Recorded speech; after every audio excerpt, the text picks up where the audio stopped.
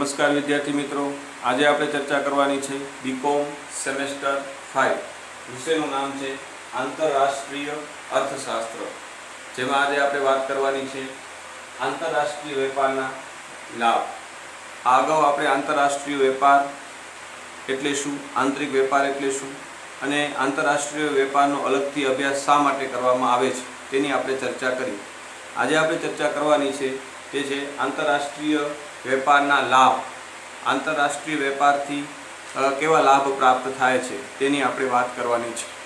હવે મિત્રો, આંતરરાષ્ટ્રીય વેપારના લાભોનો વિચાર જ્યારે આપણે કરીએ છીએ ત્યારે નિરપેક્ષ લાભ અને સાપેક્ષ લાભ એ બે રીતે આંતરરાષ્ટ્રીય વેપારનો લાભોનો છે વિચાર કરવામાં આવે છે. તેમાં નિરપેક્ષ લાભની આજે આપણે ચર્ચા કરવાની છે. તો નિરપેક્ષ લાભ એટલે શું? તો કે સમગ્ર વિશ્વને, વિશ્વના રાષ્ટ્રોને એટલે કે સમગ્ર વિશ્વને આંતરરાષ્ટ્રીય વેપારથી શું લાભ પ્રાપ્ત થાય છે તેનો વિચાર છે તે નિરપેક્ષ લાભમાં કરવામાં આવે છે. વિશ્વના બધા જ દેશોને જે લાભ પ્રાપ્ત થતો હોય, સમગ્ર વિશ્વને જે લાભ પ્રાપ્ત થાય છે તેનો જે વિચાર કરવામાં આવે છે તેને આપણે નિરપેક્ષ લાભ તરીકે ઓળખીએ છીએ. જ્યારે સાપેક્ષ લાભ એટલે કે આંતરરાષ્ટ્રીય વેપારથી કોઈ એક દેશને થતો લાભ, એટલે કે કોઈ એક દેશને એક અન્ય દેશની તુલનામાં કેટલો લાભ પ્રાપ્ત થાય છે, કેટલો વધુ કે કેટલો ઓછો, જ્યારે એનો વિચાર કરીએ છીએ ત્યારે આપણે એને સાપેક્ષ લાભ તરીકે ઓળખીએ છીએ. જ્યારે કોઈ પણ દેશ આંતરરાષ્ટ્રીય વેપારથી જોડાય છે ત્યારે દરેક દેશને લાભ તો પ્રાપ્ત થાય જ છે, કોઈને વધુ કે કોઈને ઓછો, એટલે લાભ તો પ્રાપ્ત થાય છે તો જ આંતરરાષ્ટ્રીય વેપારથી જોડાય. એટલે સાપેક્ષ લાભ એટલે કોઈ એક દેશને લાભ પ્રાપ્ત થતો હોય, એટલે કે એક દેશને અન્ય દેશની તુલનામાં કેટલો લાભ પ્રાપ્ત થાય છે. કોઈ એક દેશને મળતા સાપેક્ષ લાભનો ખ્યાલ તેની વેપારની શરતો પરથી આપણે જાણી શકીએ છીએ. જ્યારે વેપારની શરતોનો આપણે અભ્યાસ કરશું ત્યારે એની આપણે વાત કરશું. અત્યારે જે વાત કરવાની છે તે છે નિરપેક્ષ લાભ.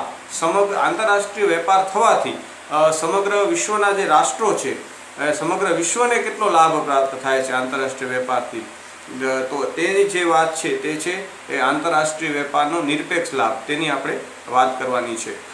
મિત્રો, જ્યારે આંતરરાષ્ટ્રીય વેપાર થી દરેક દેશ જોડાય છે, એટલે આંતરરાષ્ટ્રીય વેપાર દ્વારા વેપારથી જોડાયેલા દરેક દેશને લાભ પ્રાપ્ત તો થાય જ છે.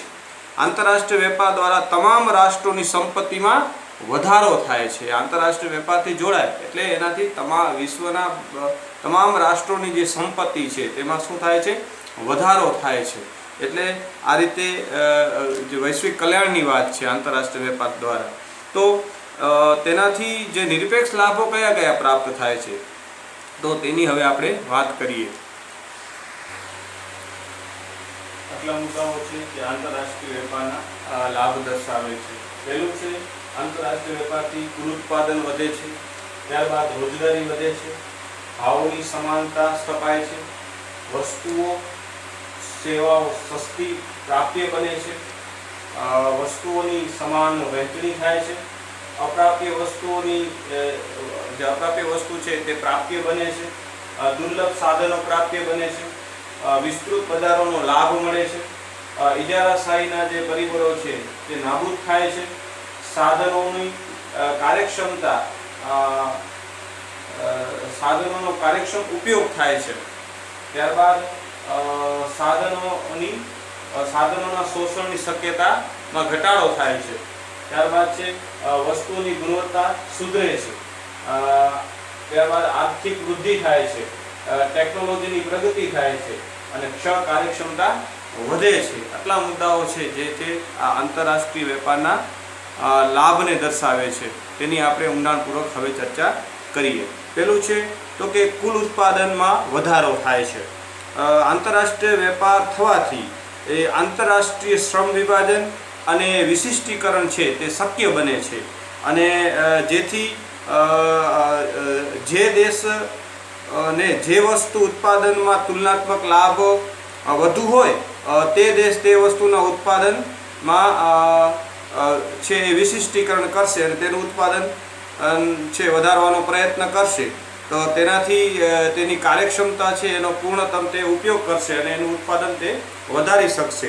એટલે કે આંતરરાષ્ટ્રીય શ્રમ વિભાજન અને વિશિષ્ટીકરણનો લાભ છે એ શક્ય બને છે. એટલે વિશ્વના જુદા જુદા દેશો પાસે જુદી જુદી વસ્તુનું ઉત્પાદન કરવાની અનુકૂળતાઓ હોય છે અને વિશિષ્ટીકરણના કારણે ઉત્પાદનના સાધનોનો છે એ ઉત્પાદનના સાધનો ઇષ્ટ ઉપયોગ થાય છે, ઉપયોગ શક્ય બને છે અને વિશિષ્ટીકરણના લાભો છે એ પ્રાપ્ત થાય છે અને એના કારણે છે એ વિશ્વના જે છે કુલ ઉત્પાદનમાં વધારો થાય. દરેક રાષ્ટ્રના જે કુલ ઉત્પાદનમાં વધારો થાય છે એના કારણે સમગ્ર વિશ્વના કુલ ઉત્પાદનમાં વધારો થાય છે.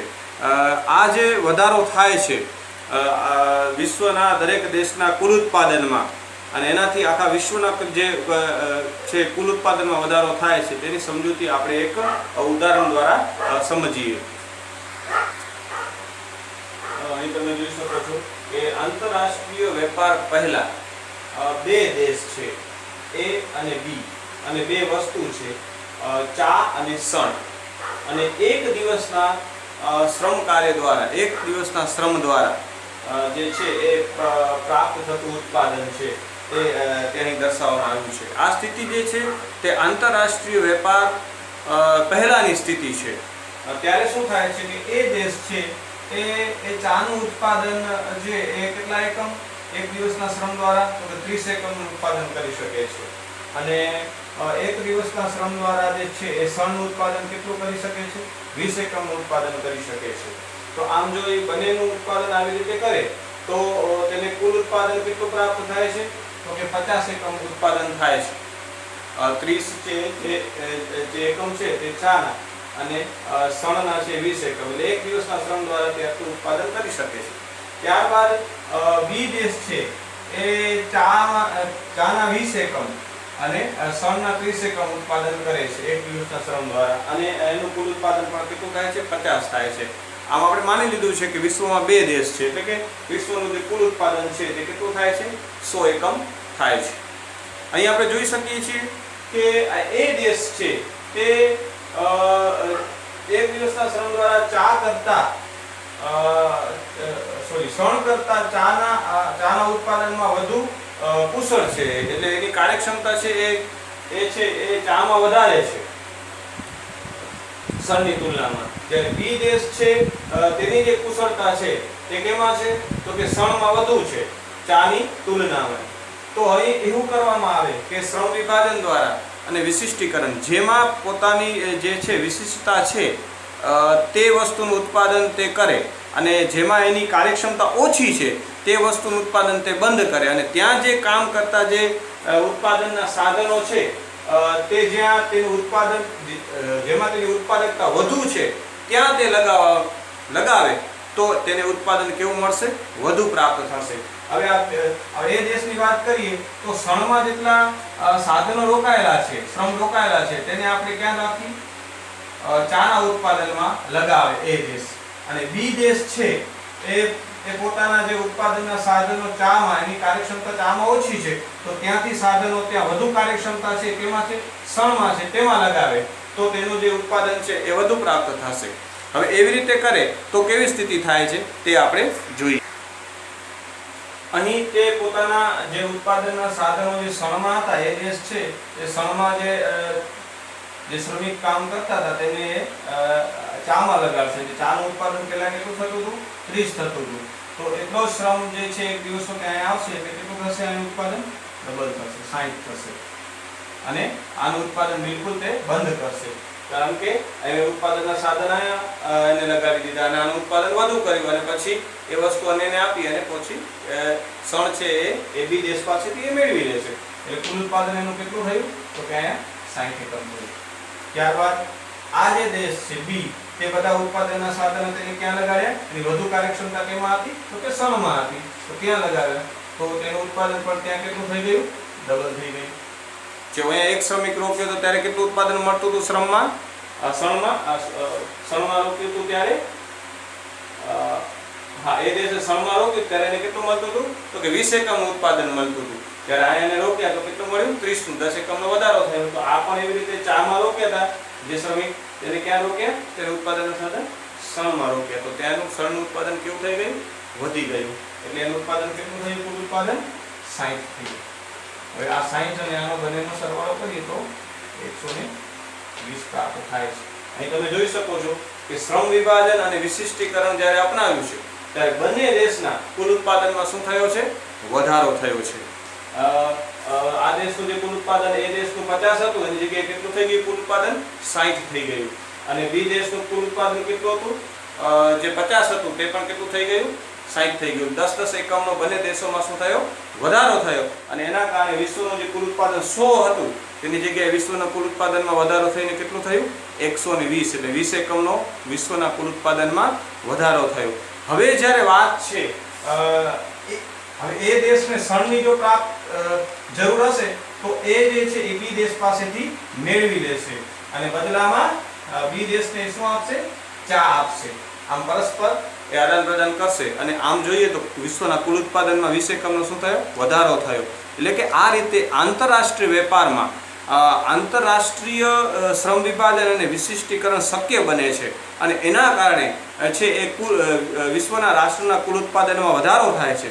એથી વિશ્વના કુલ ઉત્પાદનમાં વધારો થાય છે અને કુલ ઉત્પાદનમાં વધારો થાય તો વિશ્વના જે લોકો છે તેના આર્થિક જે કલ્યાણ છે તેમાં છે એ વધારો થાય છે. એટલે આંતરરાષ્ટ્રીય વેપારનો આ એક લાભ છે કે ઉત્પાદનમાં વધારો થવો તે લાભ છે. તે આપણે સમજ્યા. ત્યારબાદ છે હવે આપણે સમજીએ ત્યારબાદ છે એ રોજગારીનું પ્રમાણ વધે છે. દરેક દેશના રોજગારીનું પ્રમાણ વધે છે. આંતરરાષ્ટ્રીય વેપાર થવાથી એક તો ઉત્પાદન મોટા પ્રમાણમાં થાય છે. આપણે જોયું કે તુલનાત્મક લાભના કારણે જે છે શ્રમ વિભાજન અને વિશિષ્ટીકરણના કારણે ઉત્પાદનમાં છે એ ખૂબ મોટા પ્રમાણમાં વધારો થાય છે અને દરેક દેશને એક વિસ્તૃત બજારો પ્રાપ્ત થાય છે. તેથી જે છે તેની જે કુલ ઉત્પાદનમાં વધારો થાય છે એટલે જે ઉત્પાદનના સાધનો છે તેનું પણ પ્રમાણ છે એ વધારે છે. એટલે કે ઉત્પાદન છે એ મોટા પાયે છે કરવામાં આવે છે એટલે રોજગારીનું પ્રમાણ વધે છે. કેમ કે મોટા પાયે ઉત્પાદન કરવાથી શ્રમ અને મૂડી જે સાધનો છે તેની વધુ જરૂર પડે છે અને તેથી તેમની માંગ વધતા આંતરરાષ્ટ્રીય વેપારથી સંકળાયેલા જે દેશ છે તેમાં રોજગારીની જે તકો છે તે વધે છે તેમ આપણે કહી શકીએ. એટલે કે રોજગારીના પ્રમાણમાં છે એ વધારો થાય છે. કેમ કે જે ઉત્પાદનના સાધનોની છે એ માંગ વધુ રહેશે. કારણ કે આંતરરાષ્ટ્રીય વેપાર થશે એટલે મોટા પાયા પર ઉત્પાદન થશે અને મોટા પાયા પર ઉત્પાદન થવાથી છે એ ઉત્પાદનના સાધનોની માંગ વધુ રહેશે. એટલે એ રીતે કહીએ તો કે રોજગારીમાં વધારો થશે. દરેક આંતરરાષ્ટ્રીય વેપારથી જોડાયેલા દરેક દેશના છે એ દરેક દેશમાં રોજગારીમાં પ્રમાણમાં વધારો થશે. એટલે આ એક બાબત છે કે રોજગારીમાં વધારો એ પણ આંતરરાષ્ટ્રીય વેપારનો એક લાભ છે. ત્યારબાદ છે ભાવોની સમાનતા. આંતરરાષ્ટ્રીય વેપાર થવાથી વિશ્વના જે દેશો છે તેમના વચ્ચે જે ચીજવસ્તુના ભાવોની જે છે એ સમાનતા સ્થપાય છે તેવી વાત છે. ચીજવસ્તુના ભાવોનો આધાર છે એ ચીજવસ્તુની માંગ અને તેના પુરવઠા પર હોય છે. માની લઈએ કે જો આંતરરાષ્ટ્રીય વેપારની ગેરહાજરી હોય તો કોઈ ચીજવસ્તુનું ઉત્પાદન જે તે દેશમાં જો વધારે થાય તો ત્યાં તે પુરવઠો તેનો વધુ હશે અને તેથી તેની માંગની તુલનામાં જો ત્યાં પુરવઠો વધુ હોય તો તેની કિંમત જે છે એ કેવી જશે? એની કિંમત નીચી રહેશે. માંગની તુલનામાં એનો પુરવઠો જો વધારે હોય તો તેની કિંમતો જે છે. અને તેવી જ રીતે જોઈએ તો કોઈ એક દેશમાં જો ચીજવસ્તુઓનું ઉત્પાદન છે એ જે તેની માંગની તુલનામાં ઓછું થતું હશે તો ત્યાં એ ચીજવસ્તુની જો અછત હશે એની માંગની તુલનામાં તો ત્યાં તે ચીજવસ્તુની કિંમતો કેવી હશે? ઊંચી હશે. આમ કોઈ દેશમાં કોઈ એક વસ્તુની કિંમત જે છે એ ખૂબ ઊંચી હશે તો ક્યાંક એકદમ તેની કિંમતો એકદમ નીચી હશે. તો આમ જે કિંમતોમાં જે મોટા પ્રમાણમાં જે તફાવત જોવા મળે છે તેમના વચ્ચે જો સમાનતા ક્યારે સ્થપાય કે જો આંતરરાષ્ટ્રીય વેપાર છે એ આંતરરાષ્ટ્રીય વેપાર અમલમાં આવે તો જે ચીજવસ્તુના જે ભાવો છે તેની સમાનતા સ્થપાય છે. આમ જો બંને દેશોમાં આંતરરાષ્ટ્રીય વેપાર થી જોડાય તો બંને દેશોમાં કિંમતો સમાન થવાનું છે એ વલણ ધરાવશે. જે દેશમાં ચીજવસ્તુનું ઉત્પાદન વધુ હશે અને જ્યાં અછત છે, માની લો કે જે કોઈ એક દેશમાં ચીજવસ્તુનું ઉત્પાદન છે એ એકદમ વધુ છે, તો તે શું કરશે, તો ત્યાં જે અછત છે તે દેશમાં તેની નિકાસ કરશે. એટલે તે દેશમાં તેનો પુરવઠો છે એ શું થશે, ઘટશે. જે અછત હશે તે દેશમાં આપશે એટલે એના દેશમાં જે છે એનો પુરવઠો કેવો થશે, ઘટશે. અને તેથી તે દેશમાં જે કિંમતો છે એ ધીરે ધીરે વધશે. અને સામેના દેશમાં જે આયાત થઈ છે ત્યાં ચીજવસ્તુની જે અછત હતી ત્યાં એ ચીજવસ્તુઓની આયાત થવાથી તેના પુરવઠામાં વધારો થશે. એટલે જે કિંમતો જે છે એની એકદમ ઊંચી હતી તે કિંમતોમાં શું થશે, ધીરે ધીરે ઘટાડો થશે. તો આમ ત્યાં એક દેશમાં કિંમતો જે અછત છે ત્યાં વસ્તુઓ પ્રાપ્ત થશે, ત્યાં પુરવઠો વધારે આવશે. એટલે એની જે કિંમતો છે એ કેવી થશે, ધીરે ધીરે છે ઘટશે. અને જ્યાં પુરવઠો વધુ હતો ત્યાંથી નિકાસ થઈને અન્ય દેશમાં જે આયાત થશે તો ત્યાં પછી ધીરે ધીરે એનો પુરવઠો ઘટશે એટલે કિંમતો કેવી થશે, ઊંચી આવશે. આમ બંને દેશોમાં જે છે એ કિંમત ધીરે ધીરે સમાન થવાનું વલણ ધરાવશે. એક ઉદાહરણ દ્વારા આપણે આ વસ્તુને સમજીએ. માની લો કે આ બે દેશ છે, એ દેશ અને બી દેશ. આ એક વસ્તુ છે, એ દેશમાં એક વસ્તુનો પુરવઠો જે છે એ 100 છે અને બી દેશમાં છે એક વસ્તુનો પુરવઠો છે એ 50 એકમ છે. તો હવે અહીં વસ્તુની કિંમતની વાત કરીએ તો એ દેશ છે ત્યાં પુરવઠો x નો 100 છે, તો એની માની લો કે કિંમત છે એકમ દીઠ 1 રૂપિયો કિંમત છે. અને બી દેશ છે ત્યાં માની લો કે એનો પુરવઠો ઓછો છે, અછત છે, એટલે તેની કિંમત કેવી છે, ઊંચી છે. એટલે કિંમત માની લો કે 2 રૂપિયા છે. તો અહીં એક દેશમાં કિંમત એની એકદમ નીચે એટલે 1 રૂપિયો છે અને બી દેશમાં તેની 2 રૂપિયા છે.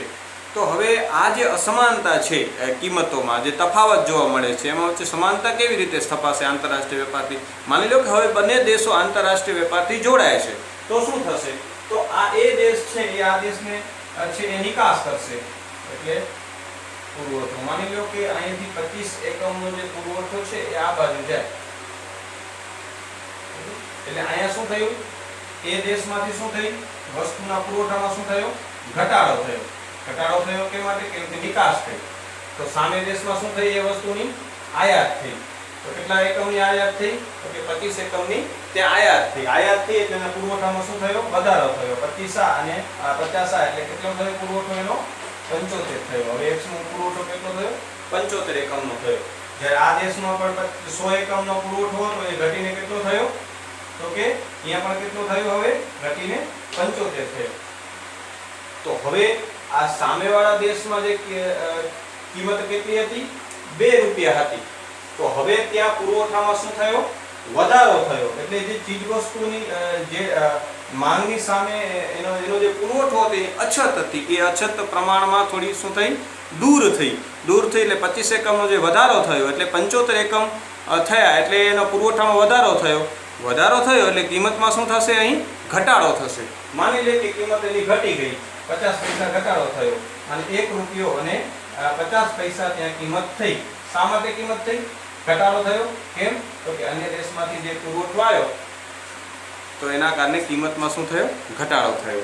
અને આ દેશમાં જે કિંમતમાં શું થશે, વધારો થશે. કેમ, તો કે અહીંયા 100 એકમ પુરવઠો હતો તો જે 25 એકમ છે એની નિકાસ થઈ. એટલે અહીં પુરવઠામાં જે અતિ વધારો હતો તો એમાં શું થયો, ઘટાડો થયો. એટલે પુરવઠો 75 થઈ ગયો. એટલે પુરવઠામાં ઘટાડો થયો તો પછી અહીંયા કિંમતોમાં શું થયો, કિંમતમાં શું થશે, વધારો થશે. એટલે કે અહીંયા 50 પૈસાનો શું થયો, વધારો થયો. એટલે અહીંયા કેટલા થઈ જશે કિંમત, 1 રૂપિયો ને 50 પૈસા કિંમત થઈ ગઈ.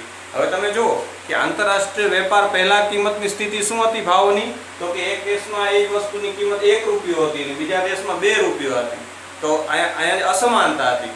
આંતરરાષ્ટ્રીય વેપારથી જોડાણા એટલે આયાત નિકાસ દ્વારા જે છે એકબીજાની જે અછત છે કે છત છે તે દૂર થઈ અને અહીં જે કિંમતો છે એ સમાનતા સ્થપાણી. હવે બંને દેશોમાં જે એક વસ્તુ છે એની કિંમત કેટલી થઈ ગઈ? સમાન થઈ ગઈ. અહીં પણ પેલા 1 રૂપિયો હતી, એની જગ્યાએ કેટલા થઈ ગઈ? 1 રૂપિયો ને 50 પૈસા થઈ ગઈ. અને બીજા દેશમાં પણ કિંમત કેટલી થઈ ગઈ?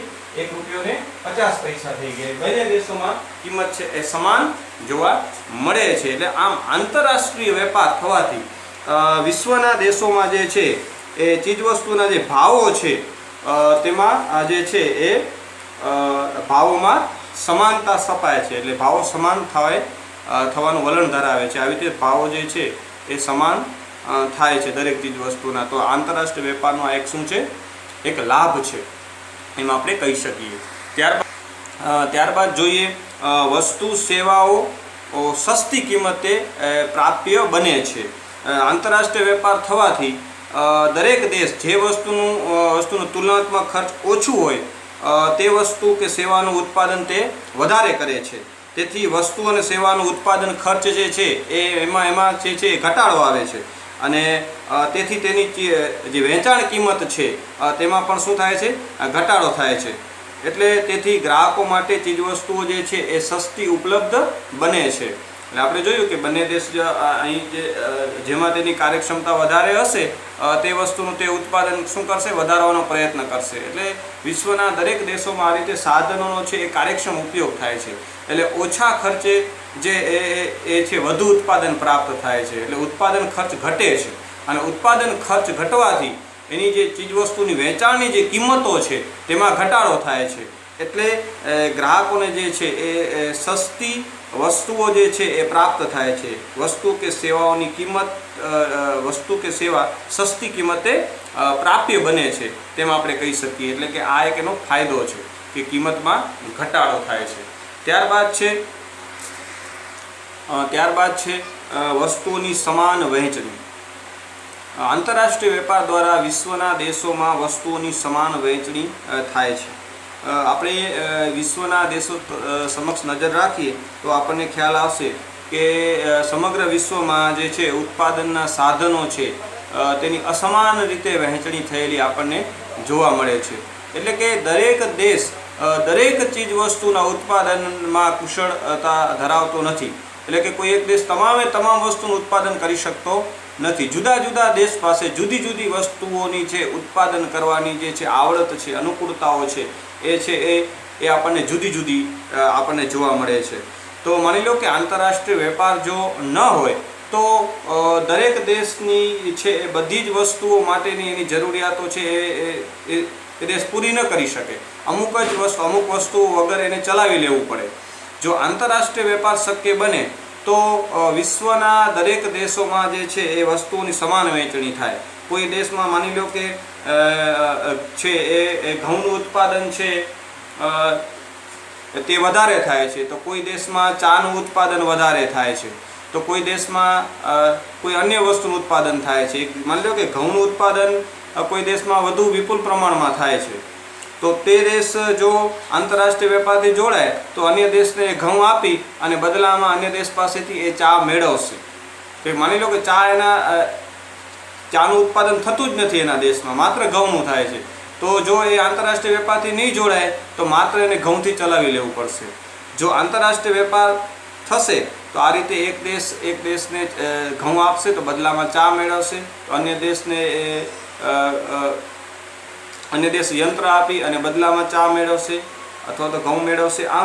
આમ જે છે એ જુદા જુદા દેશો જે છે એ આ રીતે આંતરરાષ્ટ્રીય વેપારથી જોડાય અને જે ચીજવસ્તુનું છે એ વિશ્વના બધા દેશો વચ્ચે એ છે એ સમાન છે એ વહેંચણી થાય છે આંતરરાષ્ટ્રીય વેપાર દ્વારા. તો એમ આપણે અહીં કહી શકીએ. એટલે આમ આંતરરાષ્ટ્રીય વેપાર દ્વારા છે એ ચીજવસ્તુની જે અછત છે એ આપણે આ રીતે દૂર કરી શકીએ છીએ. અને વિશ્વમાં જે જુદા જુદા દેશો પાસે જુદી જુદી ચીજવસ્તુની જે પોતાની અનુકૂળતા અનુસાર એનું ઉત્પાદન કરશે અને જેમાં પોતાની કાર્યક્ષમતા વધુ છે તેમાં જ પોતાના ઉત્પાદનના સાધનો લગાવી અને તેનું ઉત્પાદન કે વધારવાનો પ્રયત્ન કરશે અને એ ચીજવસ્તુ અન્ય દેશોને આપી અને અન્ય દેશ પાસેથી જે પોતાના દેશમાં પ્રાપ્ય નથી એવી વસ્તુ અન્ય દેશો પાસેથી મેળવી લેશે. અને આ રીતે વસ્તુઓની જે છે એ સમાન વહેંચણી છે એ વિશ્વના દેશો વચ્ચે થશે. એટલે આંતરરાષ્ટ્રીય વેપારનો એક આ લાભ છે કે વસ્તુઓની છે એ વિશ્વના દેશો વચ્ચે છે એ સમાન વહેંચણી શક્ય બનાવે છે. ત્યારબાદ જોઈએ એટલે ત્યારબાદ છે કે અપ્રાપ્ય વસ્તુઓ મળી શકે છે. હમણાં જે આપણે વાત કરી કે વસ્તુઓની સમાન વહેંચણી શક્ય બને છે, તો તેનાથી જે અપ્રાપ્ય વસ્તુઓ છે તે પણ મળી શકે છે. કોઈ દેશ માટે કોઈ વસ્તુને ઉત્પાદન બિલકુલ નથી કરી શકતો કોઈ દેશ, તો તે વસ્તુઓ છે આંતરરાષ્ટ્રીય વેપાર દ્વારા અન્ય દેશો પાસેથી એ પ્રાપ્ય કરી શકે છે અને પોતાના દેશના જે લોકો છે તેના કલ્યાણમાં તે વધારો કરી શકે. એટલે આમ આંતરરાષ્ટ્રીય વેપારથી જે અપ્રાપ્ય વસ્તુઓ છે તે પણ પ્રાપ્ય બને છે. એટલે આ પણ તેની સાથે જોડાયેલો એક મુદ્દો છે, સમાન વહેંચણી, વસ્તુની સમાન વહેંચણી સાથે અપ્રાપ્ય વસ્તુઓ મળી શકે છે. ત્યારબાદ છે દુર્લભ સાધનો પ્રાપ્ય બને છે. ઘણી વખત જે ઉત્પાદનના સાધનો છે તેની વાત કરીએ તો કોઈ દેશ પાસે કોઈ ઉત્પાદનના સાધનોની અછત છે પોતાના આર્થિક વિકાસ કરવા માટે, ખાસ કરીને અલ્પવિકસિત દેશો હોય તો તેની પાસે જે અદ્યતન ટેકનોલોજી કે અન્ય જે સાધનો છે ઉત્પાદનના તેની ઘણી વખત યંત્રની કે એની અછત હોય છે. તો આ દુર્લભ જે સાધનો છે તે છે અન્ય દેશો પાસેથી આંતરરાષ્ટ્રીય વેપાર દ્વારા તે મેળવી શકે છે અને તેના દ્વારા છે એ પોતાના દેશનો આર્થિક વિકાસ ઝડપી બનાવી શકે છે. જેમ કે અલ્પવિકસિત દેશો ઘણી વખત વિકસિત દેશો પાસેથી મૂડી, યંત્રો કે અન્ય કોઈ ટેકનોલોજી જે છે, જે દુર્લભ છે સાધનો છે તે મેળવી અને પોતાનો આર્થિક વિકાસ કરી શકે છે. તો આ એક પણ આંતરરાષ્ટ્રીય વેપારનો લાભ છે કે દુર્લભ સાધનો પ્રાપ્ય બને છે. ત્યારબાદ છે વિસ્તૃત બજારનો લાભ. આંતરરાષ્ટ્રીય વેપાર દ્વારા વિસ્તૃત બજારના છે એ લાભો પ્રાપ્ત થાય છે. આંતરરાષ્ટ્રીય વેપારથી કોઈ રાષ્ટ્ર જોડાય નહીં તો તેને પોતાની ચીજવસ્તુઓનું જે વેચાણ છે એ સ્થાનિક બજારમાં જ વેચાણ કરવું પડે છે. દેશના મોટા પ્રમાણમાં ઉત્પાદન થાય તો સ્થાનિક બજાર છે એ પૂરતું રહેતું નથી. તો તેના માટે જો આંતરરાષ્ટ્રીય વેપારથી તે જોડાય તો વિશ્વના અનેક દેશોમાં તે પોતાની જે છે ચીજવસ્તુનું જે ઉત્પાદન થયું છે તેનું વેચાણ તે કરી શકે છે. આમ આંતરરાષ્ટ્રીય વેપારથી છે એ વિસ્તૃત બજારના લાભો છે એ પ્રાપ્ત થાય છે. આંતરરાષ્ટ્રીય વેપારથી કોઈ દેશ જોડાય નહીં તો તેને પોતાનું જે ઉત્પાદન છે તે દેશના જે બજાર છે તેમાં જ એને વેચાણ કરવું પડે છે. પછી કદાચ એની પોતાનું ઉત્પાદન સાધનોનો કાર્યક્ષમ ઉપયોગ કરીને તે વધારે પણ છે તો પણ તે વધારાનું ઉત્પાદન છે એ વેચી શકતો નથી. તો એ વેચવા માટે છે એ આંતરરાષ્ટ્રીય વેપાર જે છે એ લાભકારી છે. એ આંતરરાષ્ટ્રીય વેપારથી જોડાશે તો વિશ્વના અનેક દેશોમાં તે પોતાની પ્રોડક્ટ છે તે વેચાણ કરી શકશે. આમ કહી શકીએ કે આંતરરાષ્ટ્રીય વેપાર દ્વારા વિસ્તૃત બજાર પ્રાપ્ત થાય છે. એટલે કે વિસ્તૃત બજારના જે છે એ લાભો છે એ આંતરરાષ્ટ્રીય વેપારથી પ્રાપ્ત થાય છે. તો આ એક એનો બહુ મોટો ફાયદો છે કે વિસ્તૃત બજારનો લાભ છે એ આંતરરાષ્ટ્રીય વેપાર દ્વારા મેળવી શકાય છે. ત્યારબાદ છે ઇજારાશાહી પરિબળો નાબૂદ થાય છે. ઇજારાશાહીના જે પરિબળો છે એ આંતરરાષ્ટ્રીય વેપારથી નાબૂદ કરી શકાય છે. માની લો કે જો આંતરરાષ્ટ્રીય વેપારથી કોઈ દેશ જોડાયેલો નથી અને તે દેશમાં કેટલાક જ ગણ્યા ગાંઠિયા જે છે એ અમુક જ ઉત્પાદક છે કે જે તે ચીજવસ્તુનું ઉત્પાદન કરે છે અને સમગ્ર બજાર પર એનો જ અંકુશ છે, તો અને તેના કારણે છે એ નીચી ગુણવત્તાવાળી વસ્તુઓ કે ઊંચી કિંમતે વસ્તુઓ પ્રાપ્ત થાય છે. તો આવા જે ઇજારાશાહીના જે પરિબળો છે તેને પણ આંતરરાષ્ટ્રીય વેપાર દ્વારા આપણે દૂર કરી શકીએ છીએ. આંતરરાષ્ટ્રીય વેપારથી કોઈ દેશ જોડાશે તો વિશ્વના અન્ય દેશોથી છે એ ચીજવસ્તુઓને તે આયાત કરશે અને તેના કારણે જે છે આવા ઇજારાશાહીના જે તત્વો છે તે છે એ નાબૂદ થાય છે. આમ આંતરરાષ્ટ્રીય વેપારની ગેરહાજરી હોય તો તેવા સંજોગોમાં ઇજારાશાહી પરિબળો છે એ જોવા મળે છે. કેમ કે અનિવાર્ય વસ્તુનું ઉત્પાદન વેચાણમાં અલ્પ સંખ્યામાં જો પેઢીઓ હોય, પરંતુ જો આંતરરાષ્ટ્રીય વેપાર થવાથી જરૂરી ચીજવસ્તુઓની આયાત થઈ શકવાથી ઇજારાશાહીના જે પરિબળો છે તે ઘટે છે કે તે નાબૂદ થાય છે. તો આ રીતે છે એ ઇજારાશાહીના પરિબળોને એ નાબૂદ કરવામાં પણ આંતરરાષ્ટ્રીય વેપાર છે એ ફાયદાકારક છે. તેનાથી છે એ દેશના જે ગ્રાહકો છે તેને છે એ ફાયદો થાય છે. ગુણવત્તાયુક્ત વસ્તુઓ અને પાછી સસ્તી વસ્તુઓ પણ એના દ્વારા પ્રાપ્ત થાય છે. અને ઇજારાશાહીમાં એ શક્ય હોતું નથી, કારણ કે જો હરીફાઈ થાય તો જ પછી છે એ સારી વસ્તુઓ અને સસ્તી વસ્તુઓ પ્રાપ્ત થતી હોય છે. ત્યારબાદ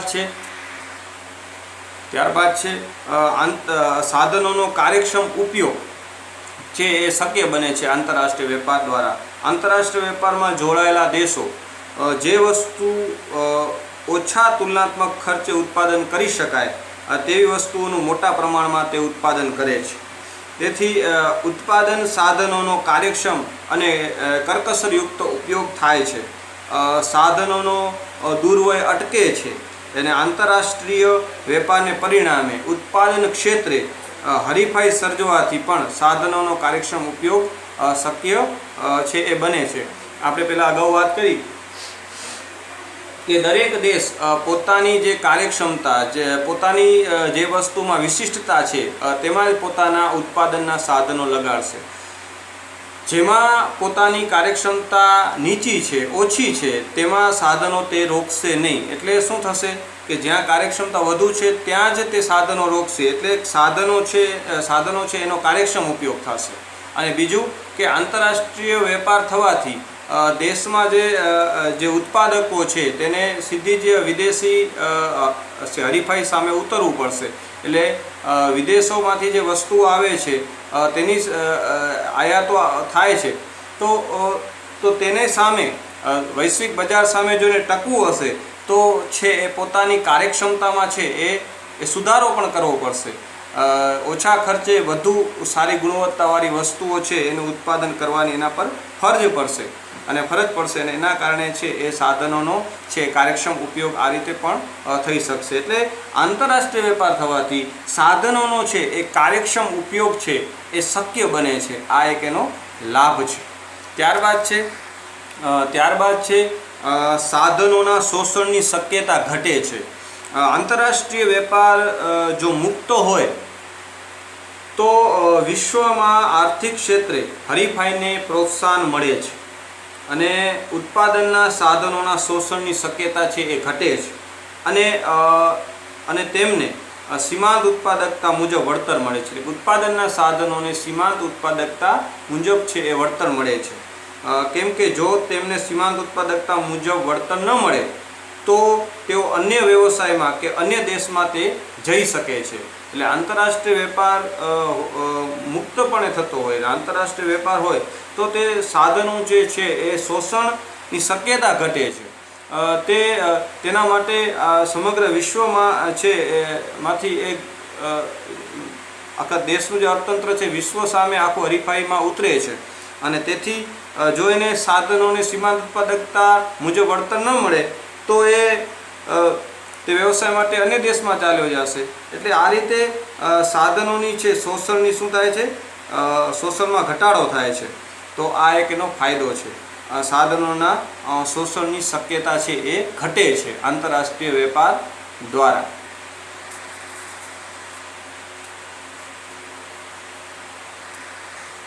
ત્યારબાદ છે વસ્તુ કે સેવાની ગુણવત્તામાં સુધારો થાય છે. આંતરરાષ્ટ્રીય વેપાર હરીફાઈને પ્રોત્સાહન આપે છે. તેથી ઉત્પાદકોને પોતાની વસ્તુની ગુણવત્તામાં સુધારો કરવાની અનિવાર્યતા ઊભી થાય છે, ઉદ્ભવે છે. જે ઉત્પાદક વસ્તુની નીચી ગુણવત્તાની હોય, જે ઉત્પાદકની ચીજવસ્તુ નીચી ગુણવત્તાની હોય તો તેની વિદેશોમાં માંગ છે એ ઘટે છે અથવા તો બંધ થાય છે. અથવા તો દેશના જ નાગરિકો પણ જો માની લો કે તેની ઉત્પાદકતા તેની ગુણવત્તા નીચી હશે તો વિદેશી કોઈ વસ્તુઓની તે ખરીદી કરશે અને એની ચીજવસ્તુની ખરીદી છે એ ઘટાડશે તો પણ તેની માંગમાં શું થશે, ઘટાડો થશે. અને તેથી સ્વદેશીમાં પણ તેની વસ્તુઓની આ રીતે માંગ ઘટે છે. તેથી વસ્તુ કે સેવાની વધેલી ગુણવત્તા ગ્રાહકોના કલ્યાણમાં છે એ વધારો કરે છે. તો આ એક એનો ફાયદો છે. એટલે કે દેશનું જે અર્થતંત્ર છે એ આંતરરાષ્ટ્રીય વેપાર દ્વારા સીધું જ વૈશ્વિક હરીફાઈ સાથે છે એ જોડાય છે. એટલે પોતાને ટકાવવા માટે, વૈશ્વિક હરીફાઈમાં ટકાવવા માટે પોતાની જે સાધનો છે એને સાધનોની કાર્યક્ષમતા પણ એને વધારવી પડશે અને વસ્તુની ગુણવત્તામાં પણ એને સુધારો કરવો પડશે.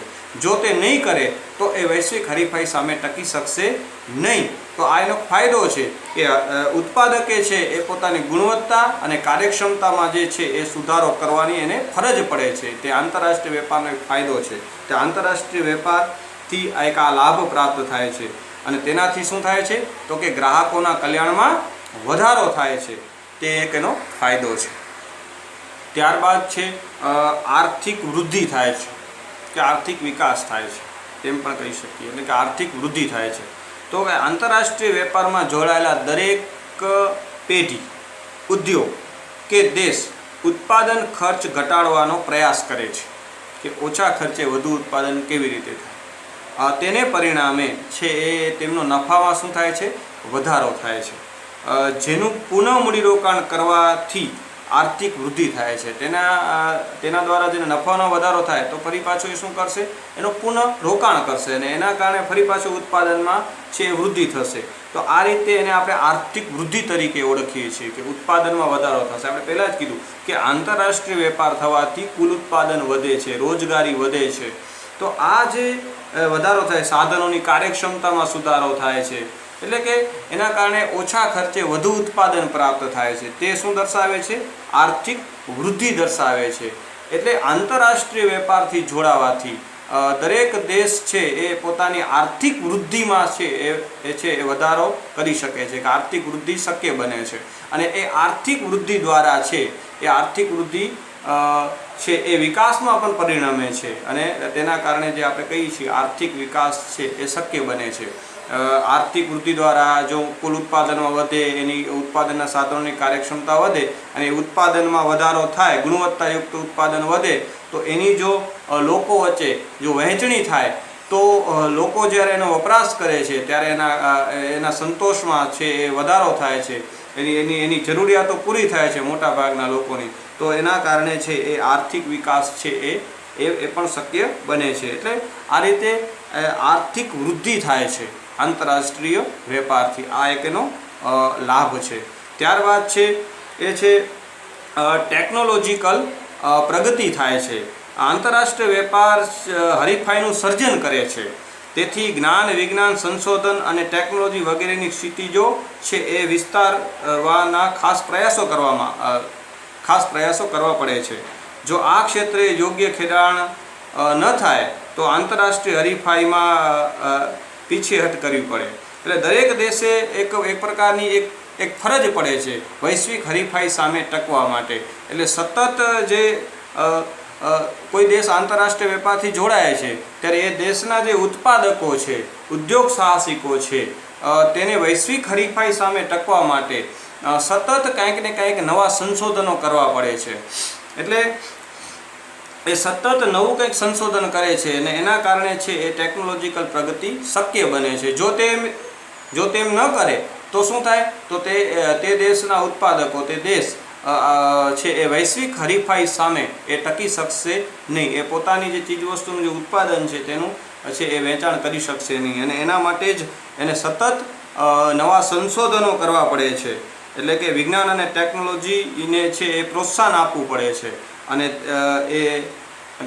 તે છે દરેક દેશ છે તેને પ્રોત્સાહન આપે છે વૈશ્વિક હરીફાઈ સામે ટકવા માટે. એટલે શું થાય છે કે વિશ્વના દરેક દેશોમાં ટેકનોલોજીકલ પ્રગતિ શક્ય બને છે અને એના કારણે છે એ છે એક વિશ્વના કુલ ઉત્પાદનમાં પણ શું થાય છે, આ રીતે વધારો થાય છે અને નવી નવી વસ્તુઓ છે એ વિશ્વના લોકોને છે એ પ્રાપ્ત થાય છે. તો આ રીતે ટેકનોલોજીકલ જે પ્રગતિ છે તે પણ આંતરરાષ્ટ્રીય વેપારથી શક્ય બને છે. એટલે આ પણ એનો એક લાભ છે, એક એનો ફાયદો છે તેમ આપણે કહી શકીએ. ત્યારબાદ છે એક છે ક્ષ કાર્યક્ષમતા વધે છે. ક્ષ કાર્યક્ષમતા વધે. પ્રોફેસર લેબેસ્ટાઇનને ક્ષ કાર્યક્ષમતાનો જે છે એ ખ્યાલ રજૂ કરેલો. ક્ષ કાર્યક્ષમતા પેઢીમાં સાધનોની ફાળવણીને વધુ કાર્યક્ષમ છે એ બનાવે છે. આંતરરાષ્ટ્રીય વેપારને પરિણામે તેમાં સંકળાયેલી પેઢીઓને વૈશ્વિક સ્પર્ધાનો સામનો કરવો પડે છે. નિકાસ કરતી પેઢીઓને વિશ્વના અન્ય દેશોની કાર્યક્ષમ પેઢીઓની સ્પર્ધામાં ટકી રહેવા માટે કાર્યક્ષમ થવાની ફરજ પડે છે. એ જ રીતે આયાત થતી વસ્તુઓની અવેજી વસ્તુઓનું ઉત્પાદન કરતી પેઢીઓને પણ વિદેશની કાર્યક્ષમ પેઢીઓની સ્પર્ધાનો સામનો કરવા માટે કાર્યક્ષમ થવું પડે છે. આ સ્પર્ધાને કારણે પેઢીની છે એ ક્ષ કાર્યક્ષમતામાં વધારો થાય છે, જે આર્થિક વિકાસ માટે પ્રોત્સાહક નીવડે છે. મેં અગાઉ વાત કરી તેવી રીતે કે દરેક પેઢીને વૈશ્વિક હરીફાઈ સામે ટકવા માટે પોતાની જે કાર્યક્ષમતામાં છે વધારો કરવો પડે છે. એટલે આ જે છે તે સ્પર્ધાને કારણે પેઢીઓની ક્ષ કાર્યક્ષમતામાં છે એ શું થાય છે? વધારો થાય છે, જે આર્થિક વિકાસ માટે છે એ પ્રોત્સાહક નીવડે છે તેવી વાત છે. તો આ ખૂબ મહત્ત્વનું છે. એના કારણે ક્ષ જે કાર્યક્ષમતા છે તે છે એ વધે છે, તેમાં છે એ વધારો થાય છે. તો આ વાત છે. એટલે જ આ બધા જે છે એ લાભ છે એ આંતરરાષ્ટ્રીય વેપારના નિરપેક્ષ લાભ છે, જે વિશ્વના દરેક દેશને પ્રાપ્ત થાય છે. એટલે કે વિશ્વના સમગ્ર વિશ્વને જે છે એ પ્રાપ્ત થાય છે તે આ છે. એટલે જ આ સંદર્ભે છે એ રોબર્ટસન કહે છે કે આંતરરાષ્ટ્રીય વેપાર છે કેવું છે? તો કે આર્થિક વૃદ્ધિનું એન્જિન છે, તેમ એમને કહ્યું છે. એટલે કે આ આર્થિક આંતરરાષ્ટ્રીય વેપાર થવાથી વિશ્વની છે એ કુલ સંપત્તિ જે છે તેમાં વધારો થાય છે. આંતરરાષ્ટ્રીય વેપારના છે લાભો છે એ ખૂબ મહત્ત્વના છે. હવે આ આંતરરાષ્ટ્રીય વેપારના લાભો મહત્તમ ક્યારે હોય, ક્યારે થઈ શકે?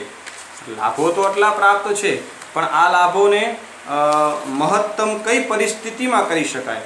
વધુમાં વધુ આ લાભ આપણને પ્રાપ્ત કરવા હોય તો શું કરી શકાય? કઈ પરિસ્થિતિમાં આ લાભ આપણને મેક્સિમમ એટલે કે મહત્તમ પ્રાપ્ત થાય છે, તેની વાત અહીં આપણે આજે કરીશું. તો પ્રથમ છે તો કે ત્રણ બાબતો ખૂબ મહત્ત્વની છે. એક તો કે મુક્ત હેરફેર હોય, કે આંતરરાષ્ટ્રીય વેપારમાં કોઈ જ અવરોધ ન હોય, મુક્ત હેરફેર. ત્યારબાદ છે પૂર્ણ હરીફાઈની પરિસ્થિતિ હોય, અને આંતરિક તથા બાહ્ય કર્કશના જો લાભ પ્રાપ્ત થતા હોય, તો આ ત્રણ પરિસ્થિતિમાં આંતરરાષ્ટ્રીય વેપારનો આપણે મહત્તમ લાભ પ્રાપ્ત કરી શકીએ છીએ. તેની સમજૂતી મેળવીએ. આ જે ત્રણ મુદ્દાઓ છે તે પરિસ્થિતિમાં, તે સંજોગોમાં આંતરરાષ્ટ્રીય વેપારના લાભો મહત્તમ પ્રાપ્ત થાય છે. જે અત્યારે આપણે લાભોની વાત કરી, તેને મહત્તમ કઈ પરિસ્થિતિમાં કરી શકાય? તો કે આ ત્રણ. પ્રથમ છે મુક્ત હેરફેર. આંતરરાષ્ટ્રીય વેપાર જો મુક્ત રીતે થાય તો આંતરરાષ્ટ્રીય વેપારના જે લાભો છે એ મહત્તમ આપણને પ્રાપ્ત થાય. જો આંતરરાષ્ટ્રીય વેપારમાં કોઈ અવરોધ આવે તો આપણે એના લાભો છે એ પૂર્ણ પ્રાપ્ત થતા નથી. માની લઈએ કે એ અને બી બે દેશો આંતરરાષ્ટ્રીય વેપારથી જોડાય છે. જો આ બંને દેશો વચ્ચે મુક્ત રીતે જો વેપાર થશે તો જ લાભો છે એ મહત્તમ પ્રાપ્ત થશે. માની લો કે આયાત અને નિકાસ પર જો કોઈ જકાત હોય, કોઈ જકાત નાખવામાં આવશે તો તેટલું જે છે એ વેપારનું જે કદ છે એ ઘટશે, તેટલા લાભો છે એ ઘટશે. એ જકાત છે એક પ્રકારનો અવરોધ પેદા કરે છે આંતરરાષ્ટ્રીય વેપારમાં, અથવા તો કોઈ અન્ય નિયંત્રણો મૂકવામાં આવે તો પણ છે એ છે આંતરરાષ્ટ્રીય વેપારનું જે કદ ઘટશે. વાહન વ્યવહાર ખર્ચ વધી જતો હોય તો આ જે છે એ આંતરરાષ્ટ્રીય વેપાર વચ્ચેના જે જો મુક્ત ન હોય, જો માની લો કે ઘણી વખત અન્ય દેશો સાથે આંતરરાષ્ટ્રીય વેપારથી જોડાઈને ઘણી વખત આપણે કીધું ને વેપાર બે નીતિ હોય, મુક્ત વેપારની નીતિ હોય છે અને બીજી અંકુશાત્મક હોય છે.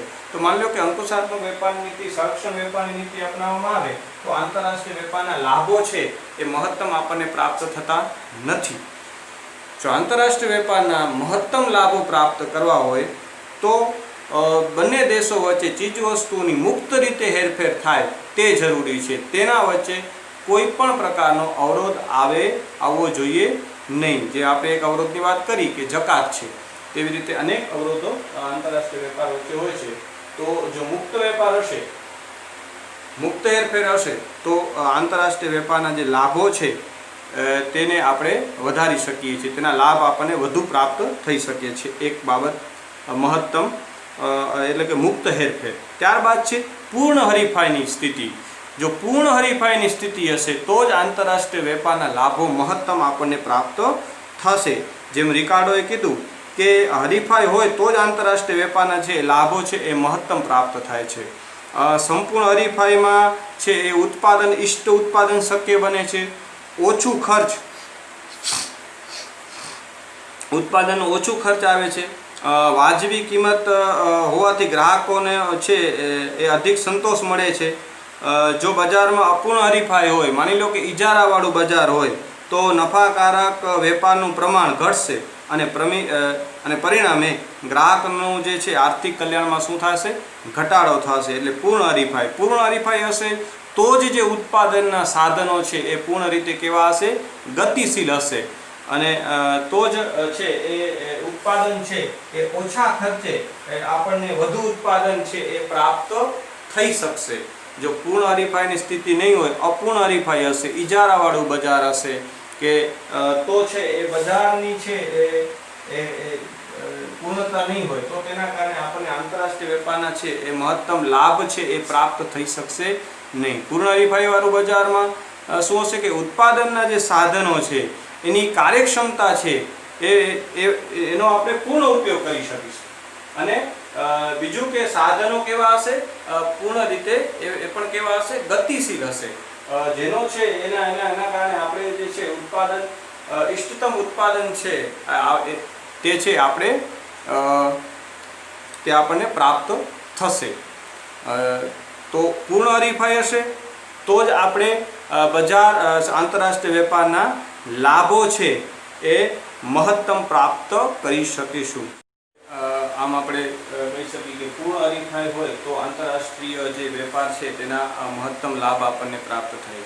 કે માની લો કે પૂર્ણ હરીફાઈ નથી, કોઈ બે દેશ આંતરરાષ્ટ્રીય વેપારથી જોડાયેલા છે અને કોઈ એક દેશ છે એ કોઈ વસ્તુનું ઉત્પાદન કરે છે અને તેમાં જ જો તેનો માની લો કે ઇજારો છે, તો એ અન્ય ચીજ વસ્તુઓ કરતાં છે એ તેની વસ્તુ છે એ છે અલગ પડતી છે, અથવા તો તેમાં ઇજારાના લક્ષણો છે, તો એ જુદા પ્રકારની જે વસ્તુઓ છે વસ્તુમાં જે છે સમાનતા નથી. એટલે કે આપણે પૂર્ણ હરીફાઈવાળો બજાર હોય તો વસ્તુ કેવી હોય છે?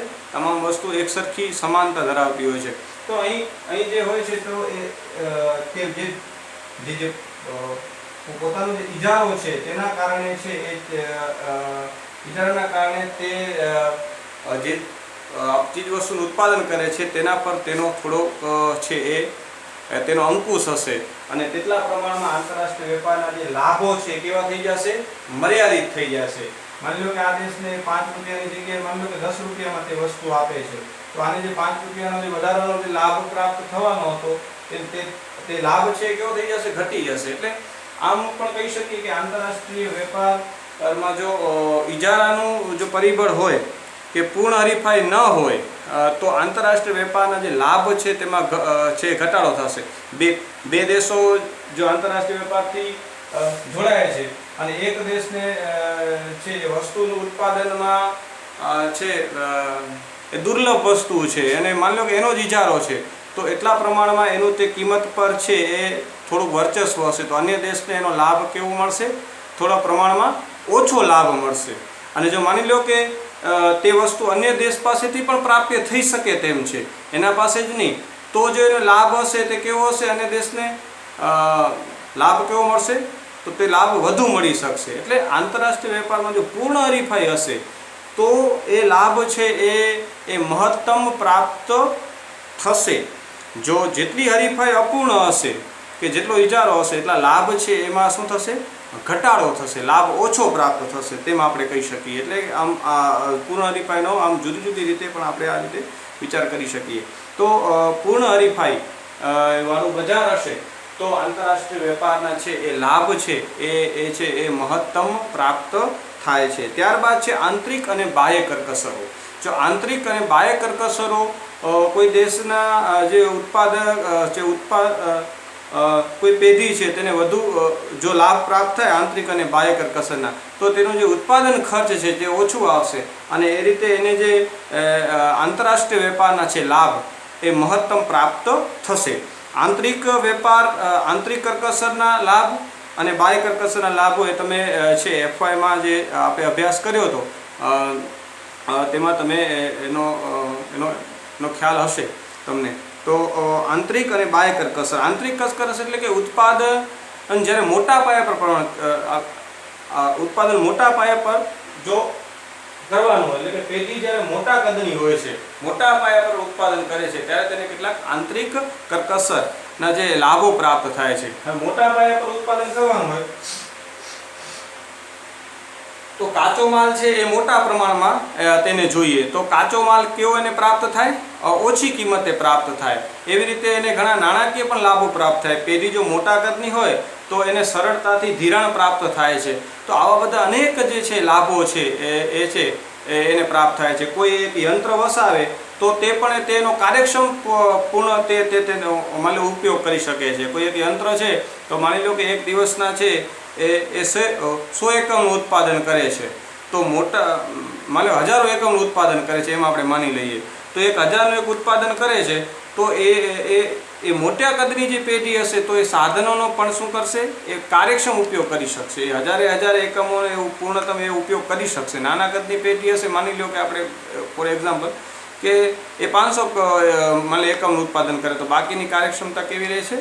યંત્રની વપરાયેલી રહે છે। આવા ઘણી બધી બાબતો છે આંતરિક જે કરકસરમાં, એટલે કે સાધનો જે છે એનો એ પૂર્ણ ઉપયોગ કરી શકે છે। તો આ રીતે પેઢી છે એ કેટલાક મોટા પાયા પર જ્યારે ઉત્પાદન કરવા જાય છે તો તેને છે એ કેટલાક આંતરિક લાભો પ્રાપ્ત થાય છે। સાથે સાથે એને કેટલાક બાહ્ય લાભો પણ પ્રાપ્ત થાય છે। દેશમાં જો ઔદ્યોગિકરણની સ્થિતિ કેવી છે, જો ઔદ્યોગિકરણ થયેલું હોય, એક જ સ્થળે અનેક બધા ઉદ્યોગો હોય તો તેને કેટલાક બાહ્ય લાભ પ્રાપ્ત થાય છે। દાખલા તરીકે જ્યાં તેને ઉદ્યોગની સ્થાપના કરેલી છે ત્યાં માની લો કે વીજળીની સુવિધા હોય, પાણીની સુવિધા હોય, વિકસિત બજાર એને પ્રાપ્ત થાય, વાહન વ્યવહારની સારી સગવડતા હોય, તો તેનું જે ઉત્પાદન ખર્ચ છે એ કેવું આવે છે?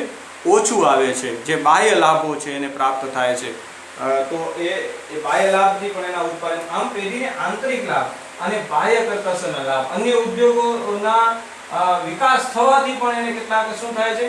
લાભો પ્રાપ્ત થાય છે। અને બાહ્ય લાભો છે એ દેશની જે ઔદ્યોગિકરણની જે સ્થિતિ છે તેના પર આધાર રાખતો હોય છે। એટલે વિકસિત દેશ જે હોય છે તે દેશોમાં જે છે એ બાહ્ય લાભો, બાહ્ય કરકસરના જે લાભો છે એ વધુ હોય છે અલ્પવિકસિત દેશોની તુલનામાં। તેથી જ આંતરરાષ્ટ્રીય વેપારનો જે લાભ છે તે અલ્પવિકસિત દેશો જે કે વિકસિત દેશો કરતાં વિકસિત દેશો છે તેને છે વધુ પ્રાપ્ત થતા હોય છે। તો આ રીતે જો આંતરરાષ્ટ્રીય વેપારના લાભો જો વધુ પ્રાપ્ત કરવા હોય, લાભો મેળવવા હોય તો આંતરિક અને બાહ્ય કરકસર ના લાભો જો પ્રાપ્ત થાય તો છે એ આંતરરાષ્ટ્રીય વેપારના જે લાભ છે એ મહત્તમ પ્રાપ્ત કરી શકાય છે તેમ આપણે કહી શકીએ। એટલે આટલી બાબતો જે છે ખૂબ મહત્વની છે। મુક્ત હેરફેર થવી જોઈએ, પૂર્ણ હરીફાઈ હોવી જોઈએ અને આંતરિક તથા બાહ્ય કરકસરના લાભો, આ ત્રણ બાબતો હોય તો આંતરરાષ્ટ્રીય વેપારના છે એ લાભ એ મહત્તમ પ્રાપ્ત થાય તેમ આપણે કહી શકીએ। તો આ બાબત છે આંતરરાષ્ટ્રીય વેપારના લાભની આજે આપણે વાત કરી। અને એ લાભ મહત્તમ કયા સંજોગોમાં હોઈ શકે? તો આપણે આ જોયા મુક્ત હેરફેર, પૂર્ણ હરીફાઈ અને આંતરિક તથા બાહ્ય કરકસર। તો આ પરિસ્થિતિમાં આંતરરાષ્ટ્રીય વેપારના જે લાભ છે એ મહત્તમ હોય છે। આજે જે આપણે લાભોની વાત કરી તે નિરપેક્ષ લાભ છે આંતરરાષ્ટ્રીય વેપારના, જે દરેક દેશને પ્રાપ્ત થાય છે। એટલે કે આંતરરાષ્ટ્રીય વેપારથી જોડાયેલા જે દેશ હોય વધતા ઓછા પ્રમાણમાં જે છે આ લાભો દરેક દેશને પ્રાપ્ત થતા જ હોય છે। પણ તો આ લાભોને જો મહત્તમ કરવા હોય તો આ પરિસ્થિતિ છે એ ખૂબ મહત્ત્વની છે તેમ આપણે કહી શકીએ. હવે આપણે છે એ હવે પછીના લેક્ચરમાં આંતરરાષ્ટ્રીય વેપારના છે એ ગેરલાભ કેવા છે તેની આપણે ચર્ચા કરીશું. આ લેક્ચરમાં મિત્રો એટલું જ.